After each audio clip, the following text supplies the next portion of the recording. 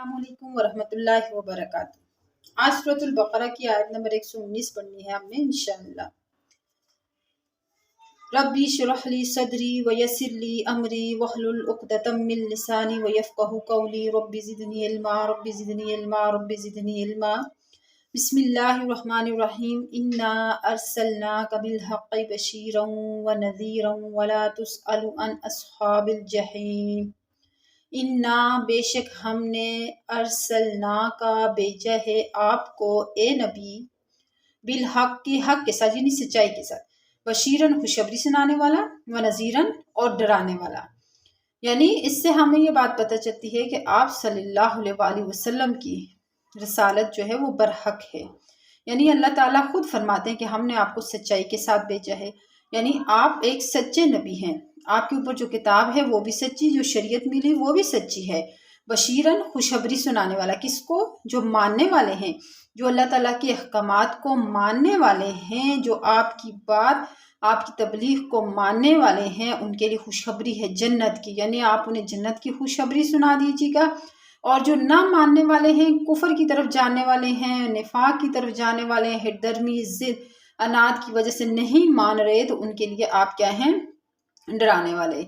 वाला तुसलू और नहीं सवाल किया जाएगा आपसे हन अस्हाबिल जहीम जहन्नमियों के बारे में। यानी जो लोग जहन्नम में जाने वाले हैं, जो जहन्नम वाले हैं, उनके बारे में आपसे सवाल नहीं किया जाएगा कि ए मोहम्मद आपके होते हुए ये लोग जहन्नम में क्यों जा रहे हैं। इसलिए कि आपको इनसे जो है वो ज़बरदस्ती शरीयत नहीं मनवानी, आपका काम सिर्फ पहुंचाना है। जैसे कि आपके ऊपर नहीं है मगर इल्लल बलाग, मगर पहुंचाना।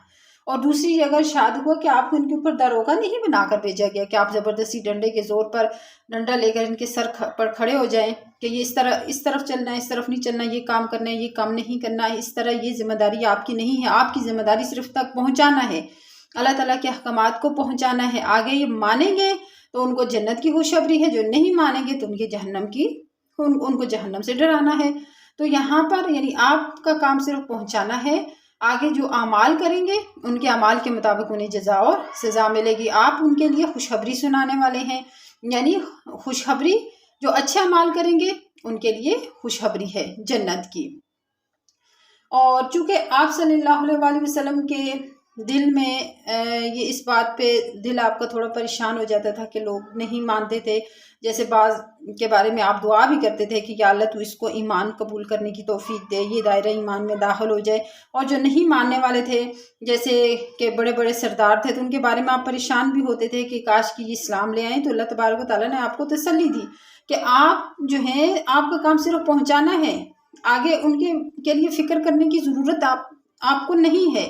क्योंकि जो अपने अमाल की वजह से जहन्नम में जाएंगे तो वो खुद उसके ज़िम्मेदार हैं, आप उसके ज़िम्मेदार नहीं हो। आपका काम सिर्फ पहुंचाना है। आपने पहुंचा लिया तो गोया आपने अपनी ज़िम्मेदारी पूरी कर दी। तो इसीलिए आप सल्लल्लाहु अलैहि वसल्लम को यहाँ पर तसल्ली दी गई है कि ए रसूल, हमने आपको एक सच्चा दीन देकर मखलूक की तरफ भेजा है, और मानने वालों को खुशखबरी सुनाते रहिए और ना मानने वालों को सजा से डराते रहिए। और आपसे दोज़ख में जाने वालों के बारे में बास पुर्स नहीं होगी, और इन लोगों ने क्यों नहीं इस्लाम कबूल किया, ये दोज़ख में क्यों चले गए। बस आप अपना काम करते रहिए, आपको किसी के मानने या ना मानने की फ़िक्र नहीं होनी चाहिए।